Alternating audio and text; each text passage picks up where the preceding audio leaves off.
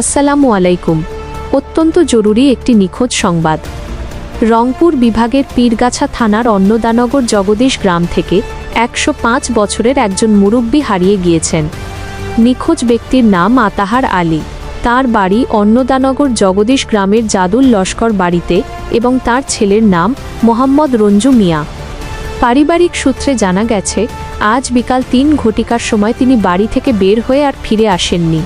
হারানোর সময় তার পরনে ছিল একটি লুঙ্গি এবং সাদা স্যান্ডো গেঞ্জি। তার বর্তমান বয়স আনুমানিক ১০৫ থেকে ১০৬ বছর।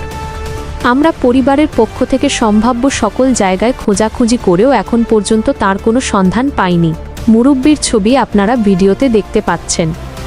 যদি কোনো হৃদয়বান ব্যক্তি এই মুরব্বির সন্ধান পেয়ে থাকেন বা কোথাও দেখে থাকেন, তবে দয়া করে নিচের দেওয়া মোবাইল নাম্বারে দ্রুত যোগাযোগ করার জন্য বিনীত অনুরোধ করা হলো। আপনাদের একটি ফোন কল এই বৃদ্ধ মানুষটিকে তার পরিবারের কাছে ফিরিয়ে দিতে পারে। দয়া করে সবাই এই বার্তাটি শেয়ার করে আমাদের সাহায্য করুন।